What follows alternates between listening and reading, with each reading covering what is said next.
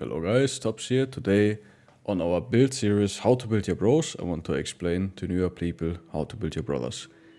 Generally speaking, I said you want to build them around weapon masteries and around the weapon types.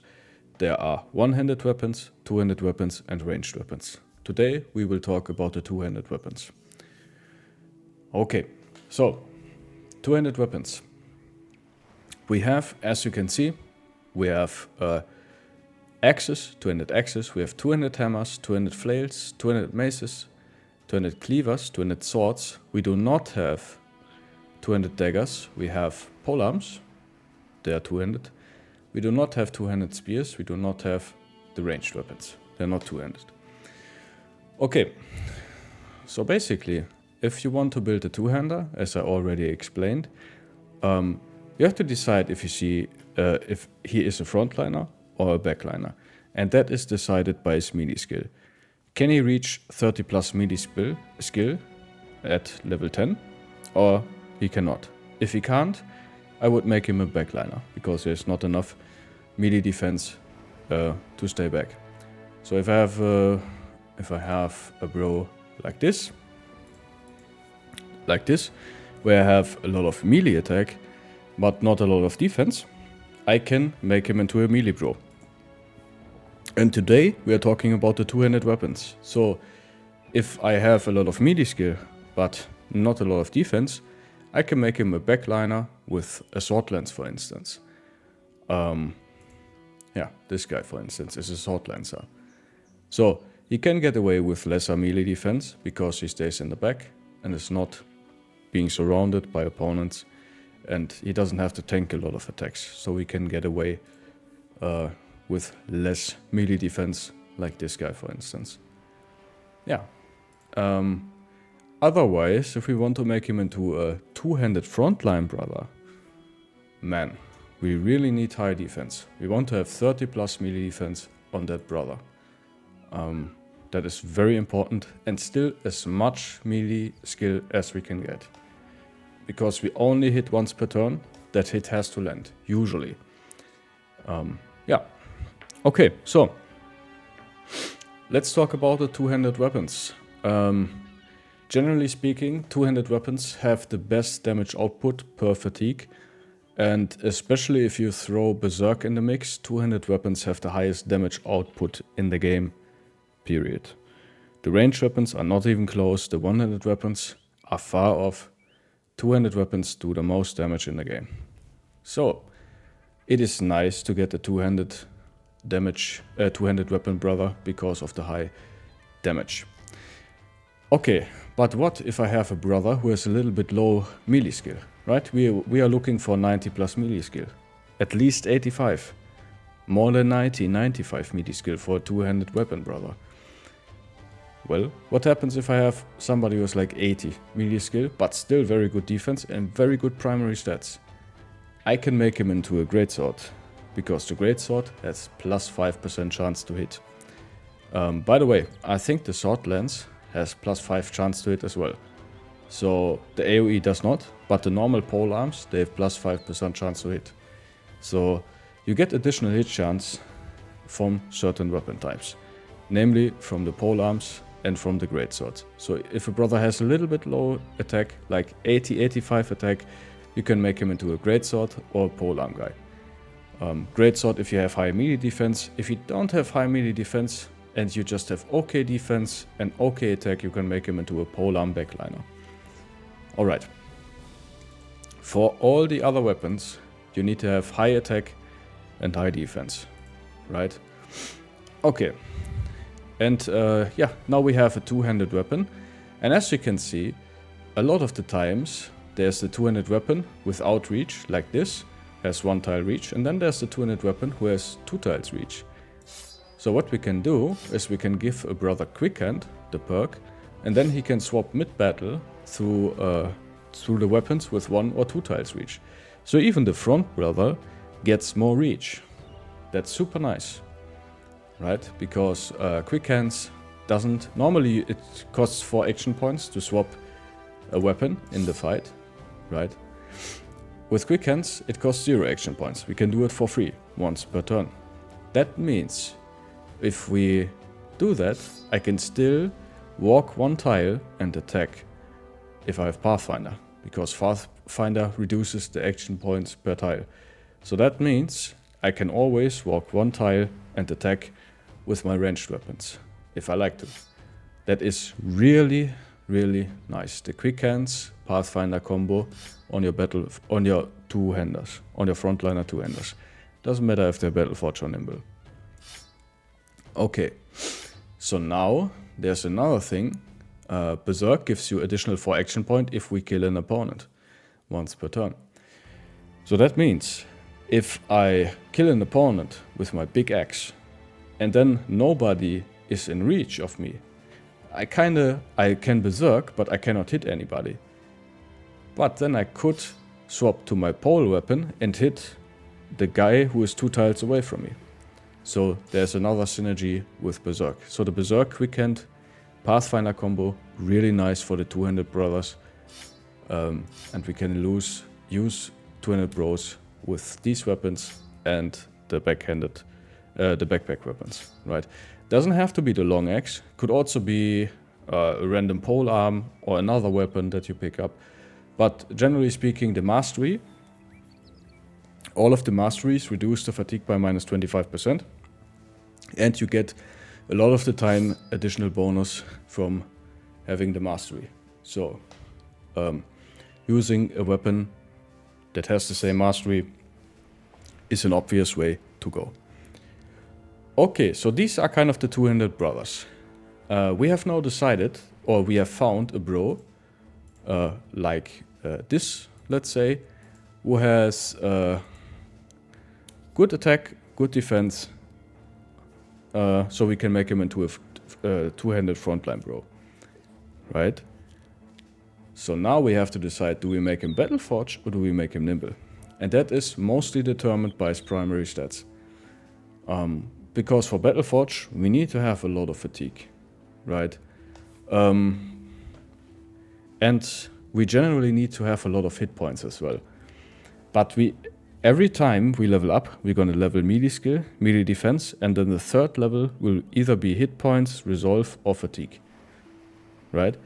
So we need to make sure that our brother at the end, at like level 11, reaches 85 hit points with Colossus, has still fatigue to use his weapons, and has at least 40 plus resolve. So if I look at this brother, for instance, let's say we have enough melee skill and enough melee defense. This guy is like a little bit short on both, but let's say we have enough for both to make him a proper frontliner. Now I look at my primary stats and I see hit points are really, really low. So I need to put a lot of points into hit points to get to like 85 per hit points with Colossus, right? I always take Colossus for the plus 25% hit points. Really important to have a lot of hit points in this game. So we need to put a lot of points into hit points. Okay, now we look at fatigue. Oh, really nice. We have 2 stars in fatigue. That means we get every fatigue roll will be +4, so we get to high fatigue. Oh, that's really good. If we have high fatigue, we can make him Battleforge, because Battleforge armor is very, very heavy. As you can see, 30 fatigue here, 21 fatigue there, +2 weapons. So normally like the average Battleforge bro plus weapons uses like 80 fatigue just for his equipment. And that means we need to have, depending on the weapons, like 70 to 80 fatigue for the weapons that have to be subtracted. And the rest of the fatigue will be the fatigue we will be able to use to attack things. Okay? So we need to have a lot of fatigue. I usually aim at like at least 120 plus fatigue if I do Battleforge, and if I don't get to like 130 or 140, a lot of the times I take Brawny as well to get even more fatigue. Okay, and resolve, we always want to have 40 or more resolve, so if we have 40 or more resolve, it's okay. This guy has Fearless, so it's like 61 resolve. Very, very good resolve. So we don't need to fix his resolve, but we need to fix his HP, and we have good stars in fatigue. So now we can decide, to make him Battleforge if we like. We have enough fatigue and we can fix hit points with the rolls. But maybe it is the early or mid game. And if it's the early or mid game, you have to imagine Battleforge armor is very, very expensive. The normal armor costs 10,000 gold, the helmet normally 5,000 gold. It is really hard to loot because only dangerous opponents have heavy Battleforge gear. So early game, you kind of have to make your brothers nimble because you just don't have the access to heavy forge gear. Okay, so early game, early mid game, your first bros will probably be nimble because you don't have the heavy armor. And when you get when you are getting heavier armor, you can buy heavier armor or you loot heavier armor. You can give this to your Battleforge bros, right? So on a nimble bro, nimble armor is much lighter, much lighter, as you can see here. Usually we want to stay below 15 fatigue, so we get the full 40% damage reduction from nimble. So normally we have 15 fatigue from the nimble, and then we have like another 20 fatigue or so from the weapons. Let's say 40 fatigue. So if we have 100 fatigue, usually we have with a nimble brother like for a two-handed nimble brother who has a weapon in his backpack, normally you have like 60-70 usable fatigue. That's quite nice actually when we are nimble. So we can invest less points into fatigue and more points into hit points. Because if we are nimble, I always aim for 85 hit points, but maybe nimble, yeah, we want maybe a little bit more, maybe 100, but doesn't have to be. 85 is enough. So this guy would have, with nimble, would have a lot of fatigue, because we don't need to have high levels of resolve. I generally, when I have a nimble brother, I try to get him to plus 50 resolve, because you get more moral checks triggered, because you will take hit point damage, which is not something Battleforge tends to deal with, because you have much more armor and you take less hit point damage as Battleforge. Yeah, so overall we have decided to make a brother, a two-handed frontliner, and if nimble is always the default version, right? If we cannot make a brother Battleforge, and in my opinion Battleforge is superior in almost every situation, so we want to get to Battleforge, but if we can't make him Battleforge because we either don't have the gear, or the brother doesn't have enough fatigue, or some other reason, we can make him nimble. Nimble always works. Every brother can become nimble. So there's always the default version. You either take nimble or you take Battleforge on your brothers. Okay, so let's say we have decided to make our brother nimble. Okay, now we have decided to give him Axe Mastery because we want to give him an axe. We have Quick Hands and we have Pathfinder, so we can walk and attack once. We also have Berserk, so we can do more damage. We can potentially kill more than one opponent per turn, which will become very useful and very important in the later stages of the game where you always fight outnumbered. Okay, so now we have a lot of options. If we make our brother Battleforge, we try to give him more defensive perks. We need Steel Brow, so we don't take critical damage from headshots. That's something we can completely ignore if we take Nimble, because we already have 60% damage reduction. So then we have the Weapon Mastery, we have Berserk, we have Killing Frenzy for more damage, we have Nimble, we have Underdog, so we are more survivable. Underdog means if you're on the front line and you get surrounded, you don't get additional hit chance against you because you are surrounded. So the surround bonus does not apply to you if you have Underdog. It's a default perk for any frontliner. I take this on any brother who is in the front. Okay, and now we have probably a bunch of perks left, a couple of perks, and that means we can go for either damage perks or for survivability perks. Stuff that goes very well with Nimble is 9 lives, because it counters one big issue of Nimble, which is bleeding. Highly recommend having bandages in your backpack. And you can also stack damage, like Go for Headhunter, go for Fearsome, go for Executioner, all these kind of perks. Imagine we already have Killing Frenzy and Berserk. Yeah, and the beauty about the big two-hander with the quick hand is you can always walk one tile and attack. So you always are very efficient with your damage. And the two-handers, they hit so fucking hard. Like they smash. Weaker opponents are getting one-shotted. Stronger opponents take a huge amount of damage. And yeah, two-handers do an insane amount of damage. Now we're going to talk about all of the two-handers that we have. Okay, let's start with the Mace. The Mace is probably the most well-rounded two-handed weapon because it has high base damage and high armor penetration. 50% armor penetration is high. And still high armor efficiency. What does that mean? We are very good against armor because we have high armor effectiveness and high armor penetration. But also we have very high base damage. So even against lower or unarmored opponents, we are still doing a lot of damage, which is pretty nice. Also, we can stun with the strikes down, which is kind of nice. So Mace guy for somebody who can stun an opponent and is overall very good, very the best, well all around weapon in most scenarios for the two-handers. Okay, let's go to the next one, the Flail. Okay, so the Flail has very low base damage for a two-hander. Of course, this is a famed one. Relatively low armor penetration, but it has additional headshot chance. And with Mastery, you get additional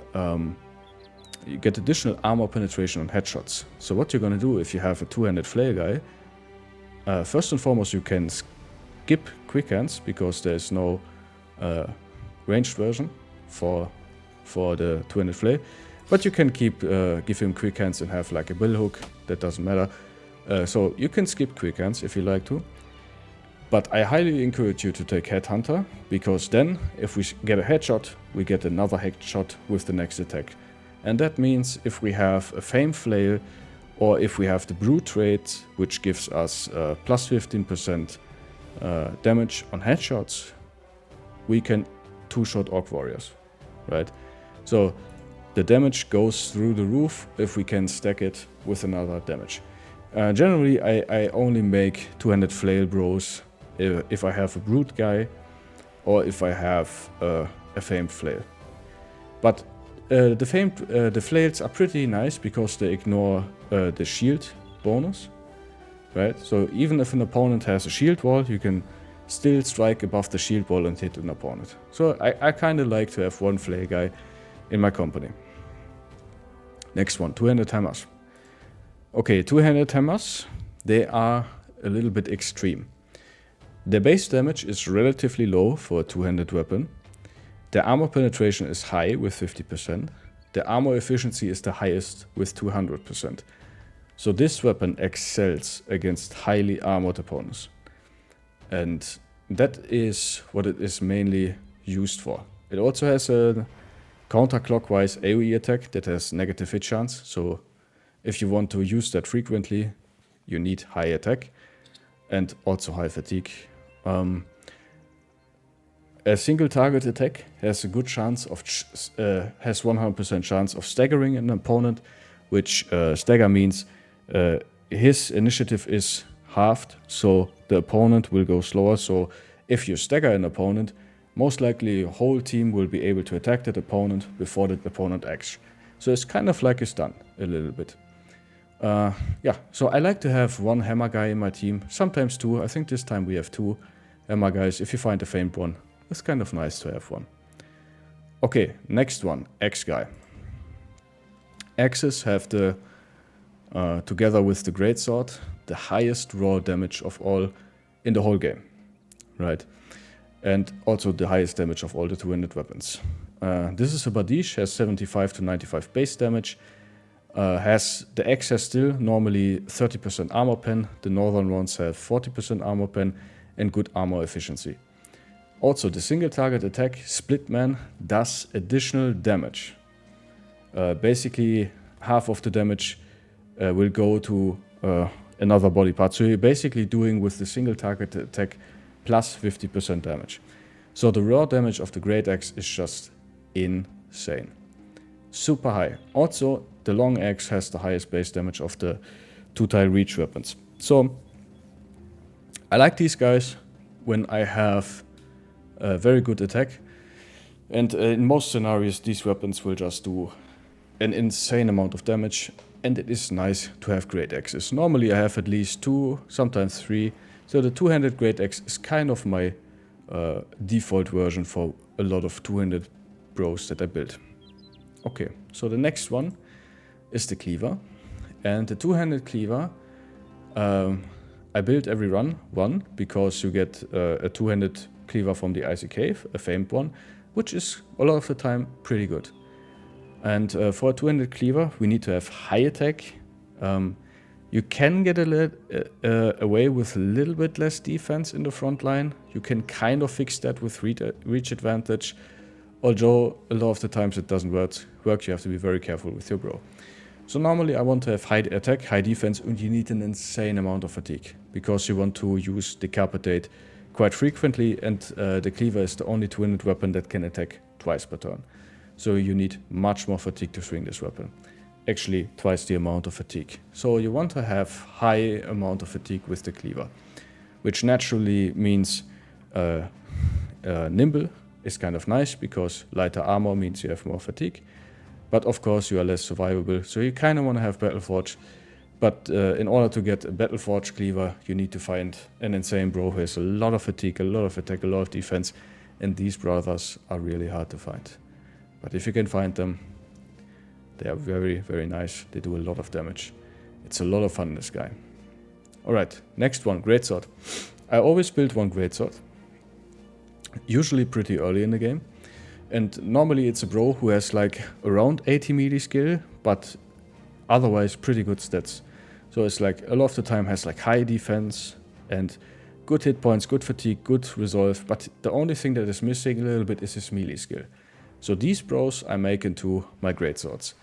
And a lot of people don't like the Greatsword, but with Mastery, the Greatsword gets additional hit chance on the AoE. So this is basically additional melee skill. So the Greatsword has the most reliable AoE in the game. You can hit up to 3 targets with swing, 2 targets with the split attack, single target damage is still good enough. So it offers a reliable AoE and also high single target damage. I like to have 1 Greatsword per run.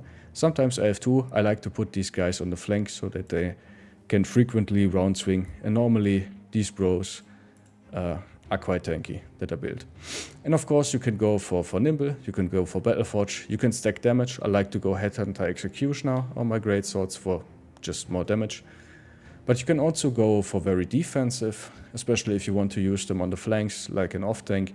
You can go for Fortified Mind for more resolve, and you can take stuff like Reach Advantage, which gives you additional defense if you hit your opponents. So you can have an incredible survivable brother on the flanks. Okay, and the last two-handed weapons are the Polearms. We already briefly talked about them. Yeah, I love the sword lances, build every one of them. It's very nice if you find a brother who has low defense but good attack.